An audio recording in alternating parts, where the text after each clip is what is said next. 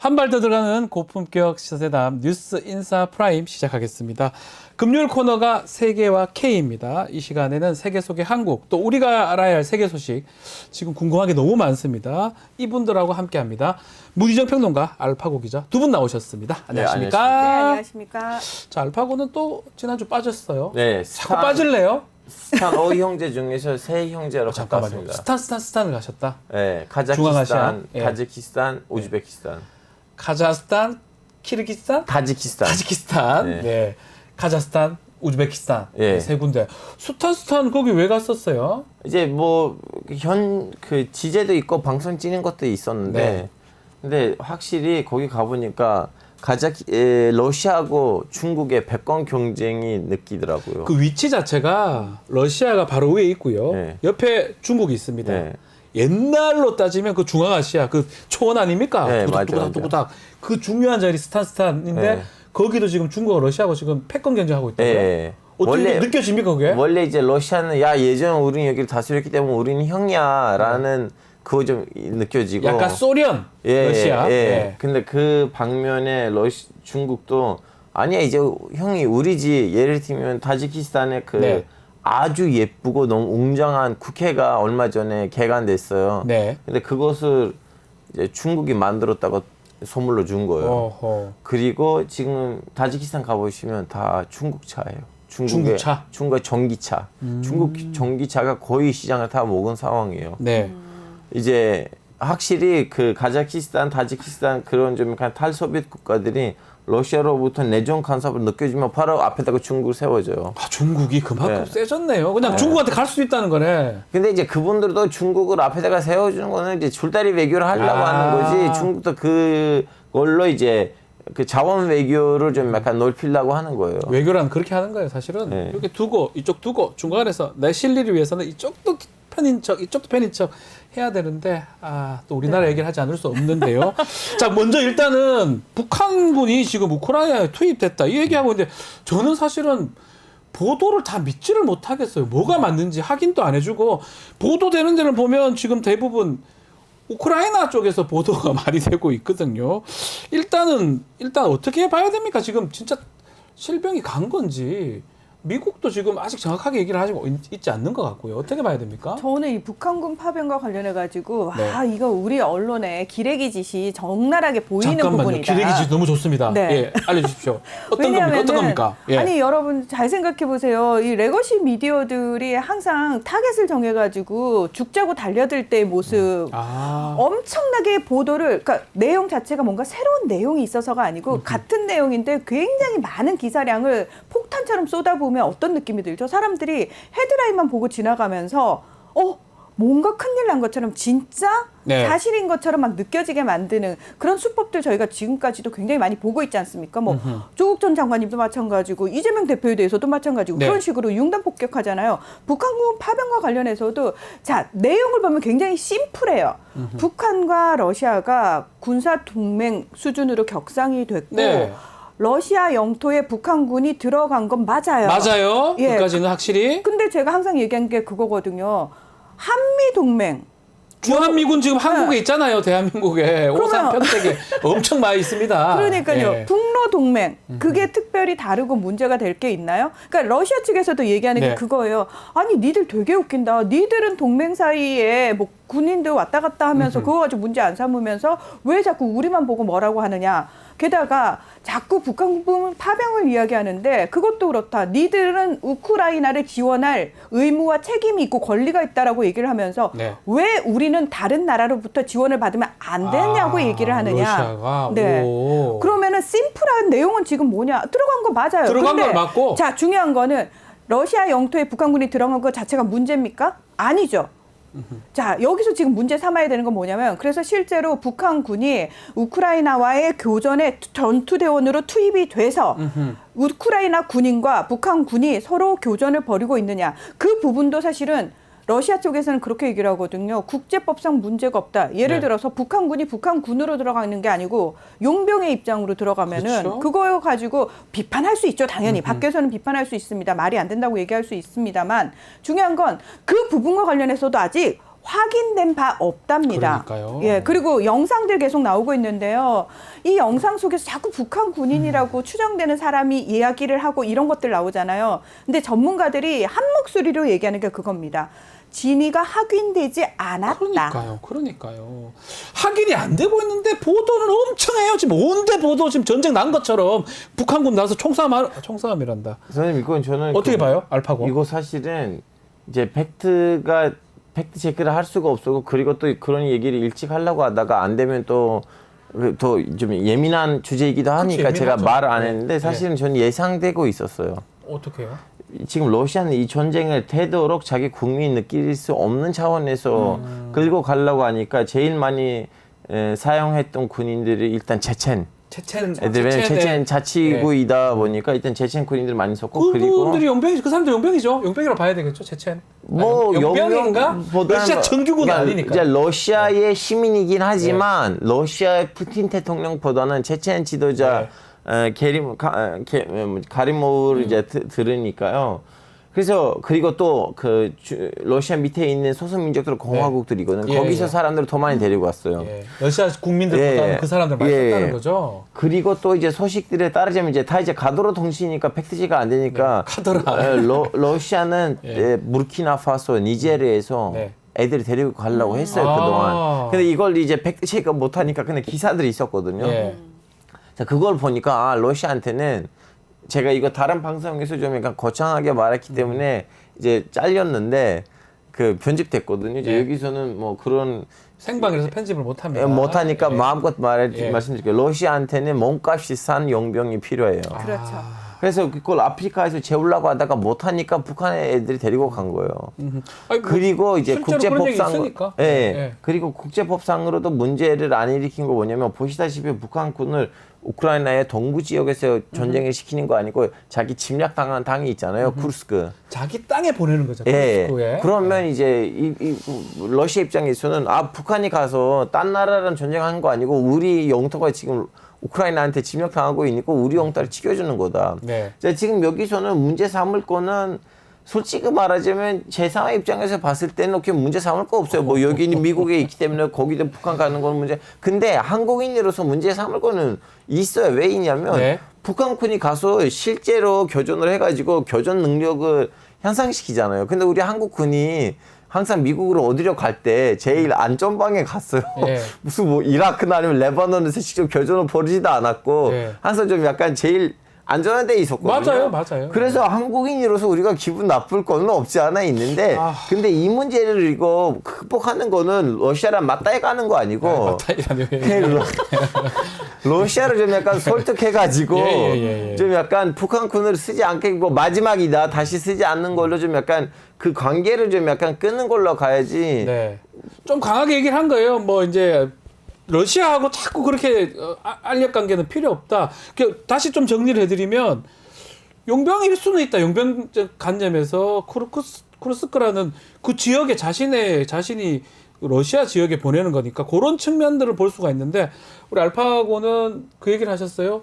그렇다고 해가지고 우리가 거기 가가지고 무기를 파고 뭐 탄약 관리관에 가서 뭐 관찰하고 그럴 필요는 없다 이런 얘기는 하는 것 같아요. 알파고는. 그러니까 명분이 없잖아요. 예. 우리가 우크라이나에 그렇게 파견을 하거나 또는 뭐 진짜 심각하게 우리도 파병을 해야 되고 우리가 살상 무기까지 보내야 되고 또는 북한군 포로 우리가 데려와야 되고 뭐 이딴 얘기까지 하는데 아니 명분이 없다고요. 예. 그러니까 무슨 근거로 할 거냐고요. 그것 자체가 저는 국내용의 어떤 수사에 지나지 않고 불안감을 고조시키는 그 목적 이하도 아니다라고 생각을 하는데 최근에 가장 최근에 지금 젤렌스키 대통령이 우리 측하고 인터뷰를 했는데 뭐라고 얘기를 했냐면 우리는 북한군이 투입됐다는 거 확인만 되고 실질적으로 이게 문제가 된다 그러면 우리 한국에서 파견된 사람들하고 한국 측에 우리 방공망 무기 지원해 달라고 이야기할 거다. 그리고 또 하나 북한군 포로는 우리가 데리고 있을 거다. 한국에 안 보낸다. 왜? 이 북한군 포로를 가지고 우리 우크라이나군 포로와 교환해야 되기 때문에 보낼 수 없다. 그러니까 여기서 저는 젤렌스키 우크라이나의 목적이 정확하게 나오는 거예요. 지금 서방 국가들이 무기 지원 적극적으로 즉각적으로 안 해주잖아요. 근데 그 무기 지원을 해줄 수 있는 데가 한국밖에 없단 말이에요. 그러면 요거 빌미 삼아가지고 한국 정부가 일단 맡겼네. 한국 정부 이러니까 우리한테 무기 좀 지원해줘. 우리 원하는 거 이거야. 라고 구체적으로 얘기할 건데 니들 북한군은 아이 그건 안 돼. 왜? 우리가 필요하니까. 그러니까 젤렌스키도 결국은 이걸 통해 가지고 본인의 이익, 그 우크라이나의 이익을 먼저 앞세우고 있는 거지 한국을 배려한다거나 또는 한국과 뭔가 그걸 가지고 협상을 하겠다는 생각 자체가 없다라는 거. 한국 정부 정신 차리세요. 도대체. 한국 정부 정신 차려라. 네. 또 언론 네. 정신 차려라. 뭘 원하는 거예요, 이 사람들은? 그 정도 전쟁 가라 하고 싶으면 니들이 가라 하고 싶어요, 제가. 아니 좀 그 네, 정도 제가 그 얘기하고 모르겠어요. 저도 잘 왜냐면, 모르겠어요. 저도 저 개인 채널에서 이제 저도 모르겠어요. 중동 주제를 집중으로 다루긴 한데 저 구독자들 중에서 알파고시 지금 팔레스타인하고 이스라엘 전쟁 더 전도 우리는 이스라엘한테 지금 뭐 잠정군으로 보내줘야 되는 거 박용해야 되는 거 아니야? 그래요. 이런 친구들이 있는 상황에서는 이 정도 얘기가 나온 건 아무것도 아니에요. 그 맥락이면 이스라엘도 보내요. 가자 주고 보내요. 우리 군대를. 말도 안 되는 얘기예요. 무슨 명분으로요? 그러니까요. 말도 안 되는 얘기가 지금 진행이 된다라는 제 말씀을 드리는 거예요. 그러니까요. 제발 좀 안타깝습니다. 예. 제가 뭐 이런 얘기 몇 번 드렸는데 저는 군대에서 오래 있었던 소령 법무관. 출신이다 보니까 아 소련까지 하셨다가 나가신 오래 거예요? 했어요. 엄청 오래 했어요. 티가 안 나시네요. 네, 뭐 군판사 이런 걸 했기 때문에 군 검사를 했기 때문에 조금 차이는 있지만 그럼에도 불구하고 제가 전쟁법, 작전법 이런 교관도 해서 상당히 전 두렵거든요. 이 상황 자체가 우리가 끼어들 필요도 없고 끼어들었을 때 그 후과는 너무 클 거라고 생각이 들기 때문에 정말 평론가님 말씀처럼 혹시나 언론하고 보수 언론하고 또 지금 정부에서 이 국내에 안 좋은 국면을 전환시키기 위해서 이런 것들을 혹시나 바람 잡는 게 아니냐 이 생각이 들어서 되게 불안합니다, 사실은. 저 정말 진짜 국가 안보와 관련해서는 언론이 이런 짓을 하면 안 된다고 생각합니다. 예. 따끔하게 정부를 향해서 이거 국면 전환용으로 이런 식으로 활용하면 안 된다라는 비판 기사가 많이 나와야 되는 게 정상적인 언론 그렇죠. 아닌가요? 네. 아니 그러면 언론 기관에 전쟁하러 가요. 전쟁 나면 좋겠습니까? 답답합니다. 알겠습니다. 자, 중동 얘기 하시죠. 중동 얘기 해달라고 좀 계속 하시니까 중동도 만만치가 않아요, 지금. 지금 전쟁이 전 세계에 지금 나는 곳이 지금 정말 숨 막힐 정도로 많은데 이스라엘은 이란을 공격을 했고요. 이란이 방공망이 깨져버렸습니다. 이게 지금 이래 되면 앞으로 어떻게 반문망이 됩니까? 깨져버린 거 아니고 지금 이란이 갖고 있었던 반문망이 S300이에요. 예. 근데 이제 이걸 한 단계 높은 건 S300인데요. 네. S400. S400인데요. 예. 근데 S400을 러시아가 안 줘요. 아. 그래서 그쪽도 좀 약간 공가리 집안이거든요. 예. 원래 줘야 되는데 안 예. 주고 있어요. 그러다 보니까 그 S300이 지금 이스라엘로부터 나와 이제 돌려오는 그 비행기들을 막았어야 되는데 그 비행기들 와서 그 S300들을 다 격파시켰어요. 옛날 거라서 그렇군요. 네, 옛날 그래서 그래요. 그래서 여기서 지금 핵심이 뭐냐면 원래 이스라엘에서는 이제 이란에 우리는 그 핵시설을 폭파시키겠다 네. 아니면 그 석유 시설을 폭파시키겠다 했었는데 네. 결국 가서 이제 방공 미사일을 좀 약간 폭파시켰고 그리고 또 그거예요.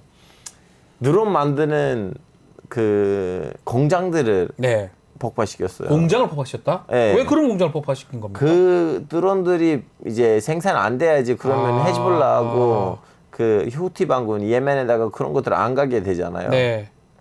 그래서 이스라엘 그동안 얘기했던 그 공약이라고 해야 되나요? 네. 그것보다 한 단계, 두 단계 밑에 있는 걸 했기 때문에 지금 난리가 났어요. 이스라엘 내부적으로. 네. 이거는 기회였는데 이란의 핵시설을 격파시킬 수 있는 얘네들 날렸다. 근데 뭐 나타냐후 입장에서도 미국이 너무 대놓고 얘기를 했어요. 너 이거 그 정도라면 나 진짜 무기 안 줄 거야. 대설이든 나발이든. 그래서 나타냐후 어쩔 수 없이 그동안 했던 말보다는 한 단계, 두 단계 밑에 있는 군사 작전을 했는데 이제 그것보다는 문제가 뭐냐면 이란의 입김이 좀 약간 내려가고 약해졌다. 있고 그리고 지금 미국이 지금 이라크를 졸사하려고 하고 있는데 그러면 여기 있는 그 힘 공백을 누가 채울 거냐. 그래서 여기서 이제 튀르키예가 나와요.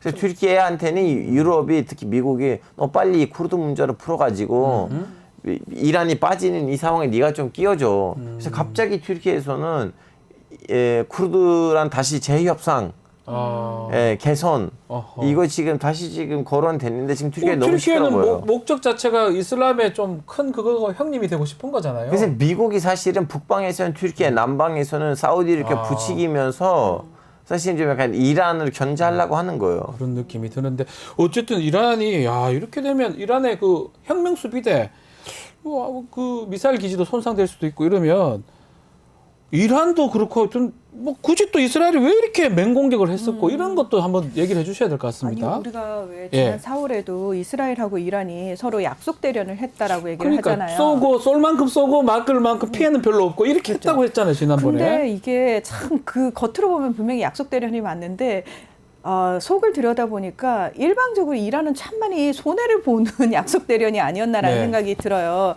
근데 무슨 얘기냐면은. 이란이 굉장히 유명한 게 그 일명 그 샤헤드 드론이라고 해가지고 자살용 드론인데 우크라이나에 러시아가 굉장히 많이 보냈다는 그 드론이거든요. 그 드론. 그러니까 이 이스라엘 입장에서 이 생산 시설을 공격한 이유가 뭐냐면은 이스라엘은 방공망 시스템이 잘 돼 있다라고 얘기를 하잖아요.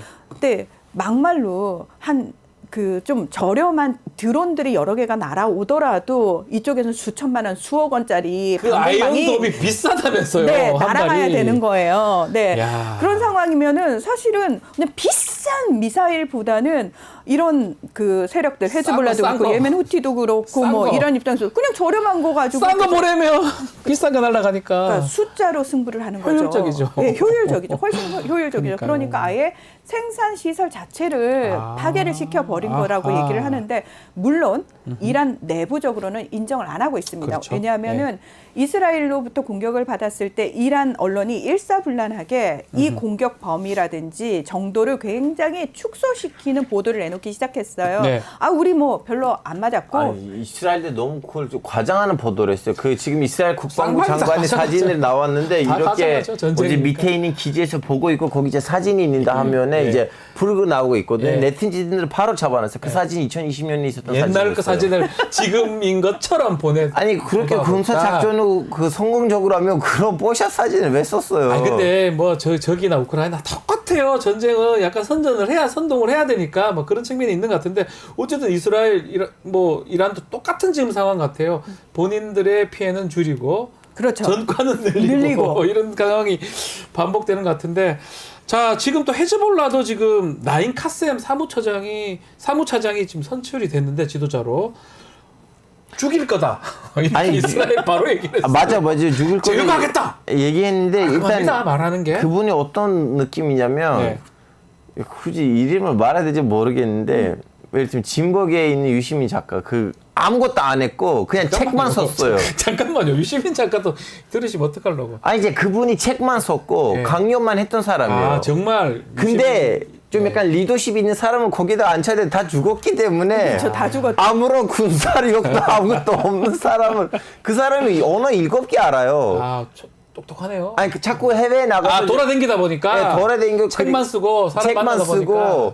그 뭐라고 해야 되나? 그 헤즈볼라의 그 좀 약간 뭐라고 해야 되나? 그 사적 얼굴이라고 해야 되나? 그 국회에서 연설들하고 해외에 나가서 연설들하고 해외 인사들이랑 만나고 그런 분인데 지금 사람이 얼마나 없길래 그 사람이 거기다가 앉힌 거예요. 그래서 그 사람의 그 영상도 있는데 너무 불편하다는 건 느껴지거든요. 지금 말씀대로 정말 유시민 이사장 작가 예를 들었지만 어떤 뜻이냐면 아무 관계 없는데 뭔가 관계 조금은 있긴 한데 영 딴 일하는 사람을 데리고 와가지고 당신이 지도자 되라 카셈 이렇게 얘기를 하는 거예요. 헤즈볼라 소속 맞기는 맞는데 근데 군사적으로는 상관이 없는 사람이었고 군사적으로 말을 한 번 적도 없고 자꾸 좀 약간 정치적으로 아니면 좀 약간 이념적으로 얘기를 해갖고 강연들만 했던 사람이에요. 그러니까 한마디로 말해서 헤즈볼라의 책사 같은 존재예요. 책사인데 책사한테 지도를 맡겼다. 그러니까 사실은 헤즈볼라라는 조직이 정치 조직이긴 합니다만 서방 국가에서는 테러 조직으로 규정을 해놨단 말이죠. 테러. 근데 우리가 생각할 때는 테러 조직이니까 다른 쪽하고 전혀 협상이라든지 대화를 안 할 거라고 생각을 하는데 아닙니다. 전쟁이 벌어지고 있는 와중에도 러시아와 우크라이나는 물밑에서 대화를 하고 있는 게 맞고요. 하마스에서도 사실 지난 7월 말에 폭사당한 이스마일 하니에가 어떤 존재였냐면 외국을 돌아다니면서 하마스에 대한 지원을 이제 호소를 하고 그리고 대화를 대화를 하는 존재였단 말이죠. 근데 그 이후에 한이에가 죽고 나서 시나르가 들어섰을 때는 시나르는 그런 대화할 줄 모르는 사람이고 오로지 군사작전밖에 안 하던 좀 냉혈한이다. 이런 얘기 있었거든요. 그렇죠. 자, 똑같은 거예요. 헤즈볼라에도 나뉘어져 있었어요. 밖에서 나가서 헤즈볼라에 대해서 좋게 이야기를 하고 지원을 끌어내고 대화를 하는 존재가 있었는데 그분이 아니 군사작전을 하는 고위지휘관들이 다 죽어버리니까 어쩔 수 없이 가장 알려지고 그래도 네, 가장 리더십이 간판이니까. 세울 수 있는 사람이 이분밖에 없었던 난감하네요, 거죠. 진짜로. 그러니까 본인도 하기 싫겠다. 그렇죠. 왜 우리 유시민 네. 작가님도 본인 정치 안 하신다고 안 한다 그랬는데 하잖아요. 갑자기 사람이 없으니까 와서 정치해라. 이거 똑같은 거잖아요. 그런 상황이죠. 근데 이제 이분 같은 경우에는 그래도 제가 봤을 때는 그러니까 이스라엘도 극우 쪽에서 야 죽여 하메네이도 죽여버리자 이참에 뭐 이딴 식의 얘기를 하고 있는데 이스라엘 그렇게는 살 수 없는 상황이거든요. 우리는 지금은 인물을 보는 것보다는 헤즈볼라의 전략을 봐야 돼요. 헤즈볼라 그 사람이 이제 첫째 영상에서 너무 불편하고 충격적이라는 그 느낌이 있었는데 네. 둘째, 셋째 영상에서는 그나마 좀 약간 이겨내는 모습이었거든요. 뭐 해야죠. 안 할 수 있습니까? 뭐 안 할 겁니까? 네. 근데 이제 그 둘째, 셋째 영상을 보니까 이분이 했던 말이 뭐냐면 그래 이스라엘이 이렇게 아무것도 가리지 않고 공격한다 그러면 헤즈볼라가 그동안 해왔던 노선을 바뀔 것이다라고 했는데 설마 헤즈볼라 때 이제 군사 시설뿐만 아니고 텔아비브에 있는 일반 시설도 때릴 거냐 했는데 이제 어제 때렸어요. 아, 때렸어요 벌써? 예, 네. 그래서 지금 시민이 몇 명 죽었어요. 그동안 헤즈볼라의 그 군사 작전들을 보시면 무조건 군사 기지를 했었거든요. 그렇죠. 근데 지금 헤즈볼라가 야 이대로 가면 우리도 사라질 것 같다면 그러면 그 어느 규칙도 지서도 신경 쓰지 말고 그냥 우리도 몰빵하자는 걸로 지금 변했어요. 예, 오늘 왜냐면 세게 말씀 또 몰빵. 예, 좋습니다. 헤즈볼라는 지금까지 본인들이 가진 역량을 다 동원 안 했다니까요. 네. 그게 이제 물론 어떤 정치적 계산도 있었겠지만 이란 측에서 그걸 허용하지 않았던 부분도 있고요. 그러니까 헤즈볼라가 지금까지 우리 뉴스 보도만 봐도 왜 저렇게 헤즈볼라가 가진 미사일 숫자도 많다는데 처맞는 모습, 일방적으로 자꾸 맞는 처맞지? 모습. 라는 생각을 네. 하게 됐잖아요. 그건 예. 뭐냐면 헤즈볼라가 제대로 정면 대응을 안 했다는 거예요. 지금까지는. 그걸 어떤 이유에서건 조금 안 하고 있는, 자제하고 있는 상황이었는데 지금 이스라엘이 계속 이런 식으로 나오면은 헤즈볼라 입장에서도 언제까지 그걸 참기만 할 수는 없는 상황이 아하. 돼버린 거죠. 그렇죠. 예. 자, 시간이 좀 얼마 안 남았지만 이건 다루고 가야 됩니다. 왜냐하면 미국 대선 지금 이 우리 세계 K 마지막입니다. 대선 직전 마지막 방송입니다. 그러네요. 그래서 두 분한테 질문도 드려봐야 될 것 같고 4일 딸랑 남았어요. 11월 6일이죠. 6일 날 지금 대선 되는데 막판에 변수들이 꽤 있는 것 같아요. 특히 유색 인종들이 원래 민주당에 가까웠었는데 뭔가 좀 흔들리고 있다. 이런 얘기 조금만 짚어주시죠. 네. 일단 그 트럼프 전 대통령이 계속해서 왜 이민자들에 대해서 우리 미국의 피를 오염시키고 있다. 뭐 이런 네. 식으로 워낙 이제 반이민자적인 발언들을 했었잖아요. 근데 네. 트럼프 지지 연설을 하던 한 코미디언이 푸에르토리코를 바다 위를 떠다니는 그러니까요. 쓰레기 섬 이런 식으로 하필이면. 얘기를 했어요. 예, 그러니까 다시 말해서 라틴계 그리고 푸에르토리코의 그런 이민자들에 대해서 이제 굉장히 좀 격한 발언을 한 것 때문에 언론에서는 야 이게 무슨 얘기냐 이민자들이 이렇게 대접한다라고 얘기를 하고 있고 중요한 거는 여기에 대해서 바이든 대통령이 맞받아친다고 친 게 잘못인 게 뭐냐면 진짜 쓰레기는 트럼프 지지자들. 하필 그런 말 해가지고 참 답답하다 진짜. 근데요, 네. 많은 분들이 트럼프 전 대통령의 그런 발언들을 보면은 미국 내에 있는 라틴계나 흑인계를 비롯해서 이민자들은 다 트럼프를 적대시해야 되는 것처럼 느껴지잖아요. 네. 근데 실질적으로 그렇지 않았던 이유를 이해를 못 하시는데 왜 그러냐면 트럼프를 지지하는 그런 라틴계라든지 이민자들은 이미 본인들은 미국에 와가지고 미국인이 돼서 정착을 한 사람들이에요. 그렇죠. 기득권에 편입된 예. 사람들이에요. 근데 이들은 새로운 이민자로 인해 가지고 자신들이 공고히 만들어 놓은 이 안정성이 깨지는 게 너무 싫습니다. 그래서 트럼프가 겨냥하는 게 이미 자기 자리를 잡은 기득권화된 이민자 사회가 아니고 새로 들어오려는 이민자들에 대한 공격이기 때문에 네. 이들은 특별히 이 부분과 관련해서 거부감을 못 느끼고 있다는 거예요. 그래서 미국의 속성을 좀 보실 필요가 있다는 말씀을 좀 드리고 싶고요. 네. 자, 그러면 이제 시간도 얼마 없고 예측해줘요. 이제 끝났잖아. 아니 지금 마지막 방송에 예측을 해주셔야 돼요. 아니 지금 그 아직 모르겠습니다. 여론으로 봤을 때는 숫자를 봤을 때는 트럼프 이겨 보여요. 아 이긴다. 와, 근데 트럼프가. 여기는 미국이에요. 예.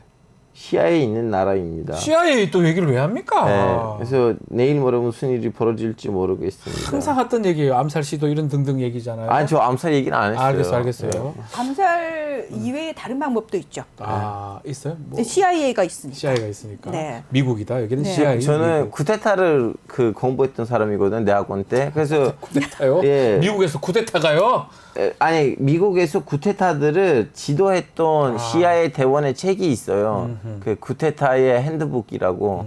그래서 거기서 그분이 했던 말이 뭐냐 루트박이라는 분인데 그분이 했던 말이 뭐냐 미국에서 힘이 두 개 있다. 그 힘 이게 하나는 미국 국회 그리고 하나는 CIA 정보기관. 예. CIA가 중남미에서 CIA. 했던 일들을 떠올려 본다면 이제 그것들을 다 기획했던 사람의 책이에요. 그러니까요. 네, 중남미 그 뭐 큐바라든지 뭐 등등 얘기를 하는 것 같은데 자 마지막인데 네. 어떻게 예측 짚어주십시오. 네. 트럼프입니까? 저는 트럼프라고 생각을 해요. CIA가 움직이지 않는다면. CIA가 6일 5일간 움직여서 뭘 할 수 있을지도 의문이고 트럼프가 사실은 그 경합주에서 트럼프가 이미 이제 이긴 앞서고 것 있죠. 같다는 네. 그런 보도들이 있거든요. 네. 사전투표도 많이 됐는데 원래 민주당이 사전투표 많이 하긴 하는데 지지자들이 지금은 이번에는 공화당, 아니다고 하잖아요. 공화당원들도 많이 나왔고요. 예, 뭐 흑인 남성들은 해리스 지지 안 한다는 얘기도 있는데 백인 여성들이 유권자 전체 유권자의 30% 정도 되는데 지금까지는 백인 여성 유권자들이 거의 대부분 트럼프 지지자였거든요. 근데 네. 과연 이번에 얼마만큼 해리스 지지로 돌아서느냐, 뭐 이런 것도 좀 볼 필요가 있다고 얘기를 하는데 제가 봤을 때 사전 투표가 지금 5,900만 명이 넘어섰거든요. 반전 넘을 것 같아. 반 네, 넘을 것 같아. 그렇게 되면은 이건 무슨 얘기냐면 중도층이 그만큼 없어졌다라는 의미이기도 하죠. 네. 이미 마음을 정한 사람들이 많다. 그렇죠. 네. 정했다. 다음 주 세계화 K 이 시간에는 미국 대선 얘기 정말 트럼프인지 CIA가 작동했는지 확인이 가능하니까요. 예. 자 오늘 마무리하겠습니다. 세계화 K 문희정 평론가 알파고 기자 두 분 감사합니다. 고맙습니다. 고맙습니다.